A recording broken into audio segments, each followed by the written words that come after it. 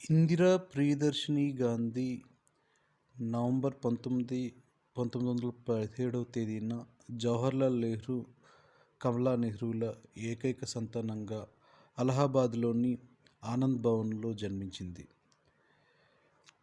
ఇందిరాగాంధీ భారతదేశపు మొట్టమొదటి ఏకైక మహిళా ప్రధానమంత్రి. ఇందిరాగాంధీ 1966 నుండి 1977 వరకు వరుసగా 3 పర్యాయాలు, 1980లో 4వ పర్యాయం ప్రధానమంత్రిగా పనిచేసింది.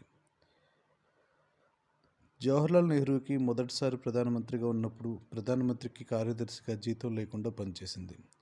1964వ సంవత్సరంలో తండ్రి మరణం తర్వాత రాజ్యసభకు ఎన్నికైంది.